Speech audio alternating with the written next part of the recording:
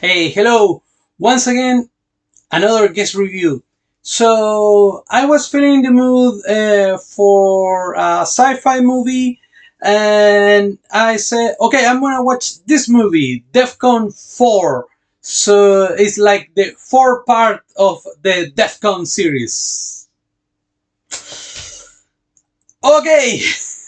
The movie is from 1985. It's written and directed by Paul Donovan. This is a Canadian movie, and I'm looking at the poster right here. The poster looks great. We have like an astronaut with it's like a skeleton astronaut. What's gonna happen? So I'm watching the movie and I'm thinking, have I seen this movie before? It feels like I've seen it before. I remember the cover of the like the poster or the VHS or whatever. But I'm seeing the movie and I'm not remember any of this. So we have three astronauts in a space station, and Walker, the captain, Howe is one of the astronauts, scientists, I guess, and Jordan is the female doctor. And I'm saying it's the female doctor, not just the doctor, because it's a plot point later in the movie. So it's important that she's a female. They are in this space station. It's not like the International Space Station. It's not like a big thing, or a like a science fiction movie. It's not like the Enterprise. It's more like the Apollo modules, but with nuclear weapons. So this is like a secret station that is orbiting the Earth. Is like the last line of defense. And we know it's a secret because we see Howe's wife is making a video and she's saying, I don't know where you are. It's super classified. I hope this you can see this tape and all that. So only the top people knows about this space station, and the idea is if we get nuclear wars, they're pressing the button and dropping the nukes. So like that's the idea of the movie. So I'm I'm trying to know more about, because seen it in movies like DEFCON and all that. And if we have Wikipedia to trust, DEFCON 4 is like the lowest in the rank of readiness. I mean, if this movie is trying to say this total war, it should be called DEFCON 1. And so, like, they really dropped the ball there. And I know in 1985 they didn't have Wikipedia, and probably this information, it wasn't as easy to get like now. But if it's going to be the title of your movie, I think you need to do a little bit more of a research. I don't know. Maybe I'm wrong. Maybe you don't have to do research to put the title of the movie. So, and they are the astronaut, and they get a message and say, war, drop the nukes. And they are thinking, but maybe it's not war. Maybe it's an error. It's a misinterpretation of the information. So they didn't drop the nukes.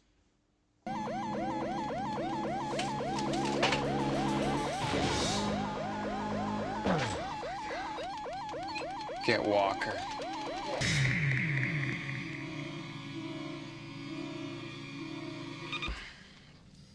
Super atmospheric? All right, Walker, fire. No, look, it might be some sort of limited exchange, on, Hal, look military what's going on targets, on the maybe. screen. Let's wait for War One before we fire. This is only a bad dream. All right, look, it's happening, right? Yes, Jordan, it's happening. All right, then launch, Walker. We'll launch when we get War One. If the order can't get through, look, We are supposed to fire on our own discretion if we have evidence that an attack has started and we believe that War One can't get through. We'll launch when I say we'll launch, okay? So a month later, and they find out that it was really a war, and many cities are destroyed, and there is radiation everywhere, and all that. People are dying. People who survive are now dying. 2 months later, the space station gets hacked and it started to land. And they say, we need to get rid of the nukes, so throw it to space. They throw the nukes to space, except one. Say, oh, we cannot rid of this one. So I'm gonna put 60 hours to detonate.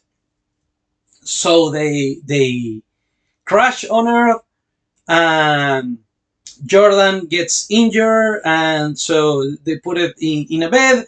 They're trying to escape the module, and the captain is grabbed by someone and then is killed. And Hal is oh no, I'm going to investigate. And she leaves Jordan, and he records a tape and said, it's all hell break loose. Bye. He goes and he gets attacked by Mad Max rejects, and he escapes, but get captured by Beanie, another guy.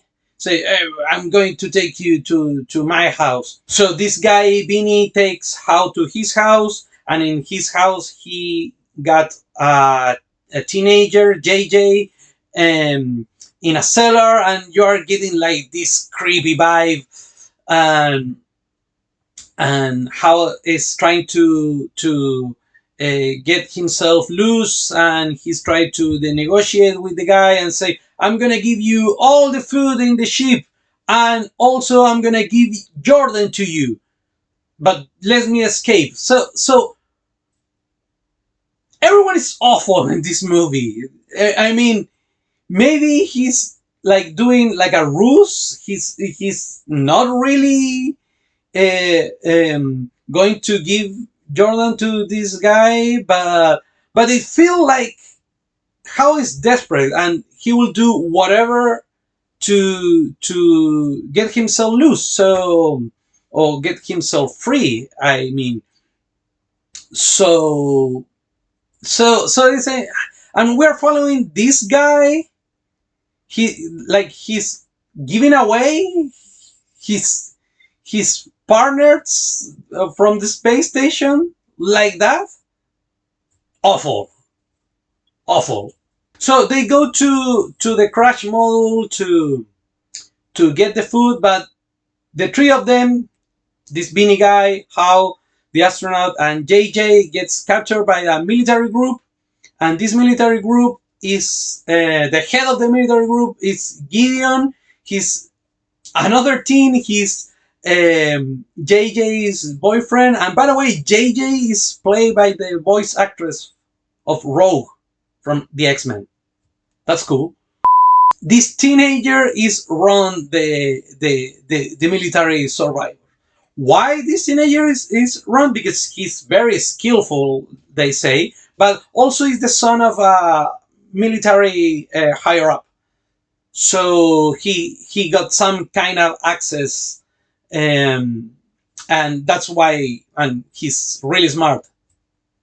And this actor is definitely young, but he doesn't look like 17-ish, like it's supposed to be. He looks older. They should have, say, they are in college, something like that. Okay, so one of Gideon's men is the one who hacked the space station and made a crash on Earth, because they know in the space station there's intel of the location of the safe refuge. So they want to know if some of them is still active, is still safe, and go there. So the plan for Gideon is to flee, but he's not gonna be able to take every man on his group, and definitely not like the whole city fort that he has. So he's gonna sneak out. And so he says, okay, this astronaut we are going to sentence to death because nukes. And Beanie, he's awful, also sentenced to death. And JJ, she's a traitor, so also sentenced to death. So he's gonna kill everyone, and probably the plan is to escape in that moment. But I'm left in some stuff out for brevity's sake. But the revolution starts in that moment. Gideon gets shot. He's not killed, and all hell break loose. So it's gonna Gideon win and escape, and he's gonna go to the safe refuge. The good guys, I mean, Hal in my book, he's not a good guy. He's awful.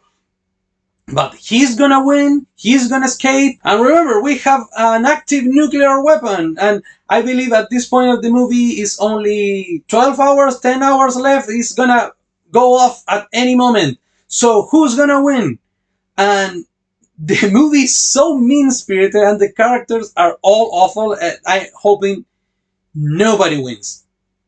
And by the way, I have seen this movie before. It was just the beginning that I didn't remember well. The part when they're in space, when they land. This is the movie. This is the movie with these awful people. Then I remember. I think this is an interesting movie. I don't think it's a great movie, but I think it's interesting. I think all the production is great. The space station, it really looks like a space station. I really think it was really good made, especially for a low budget movie. Yes, it has gravity in it, but every movie set in space has gravity because it's harder to film.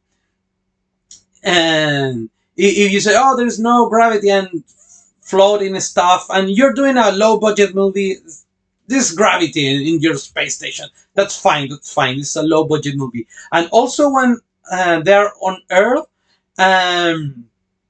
all the people like look awful, and but they look like they're supposed to look. All these people got nuked, and then they got radiation sickness, and there's scarcity, and so I think the production of the movie is great, especially for a low budget movie. I think all of that is very well made. So like I said, the movie is kind of mean spirited. It's not very hopeful, and I think the people will succumb to total madness and chaos and being complete animals in just 3 months. I'm not saying they're not going to, especially if the circumstances are terrible or awful. But in 3 months, I will say in 3 months, probably more people will try to sustain some kind of society. I don't know, maybe I'm wrong. Maybe in the first day, all is gonna collapse. But I don't think so. So leave a comment. Say I'm wrong. You're dumb. The society is gonna collapse in 1 day. Tell me that. But I don't think so. I will say society will stand a lot longer than 3 months.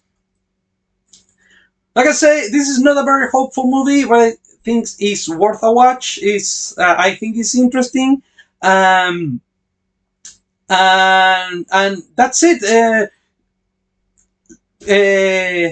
Like the video, share it, subscribe to Nuts channel, the channel, and please do all that. That helps a lot. So that's it for me now.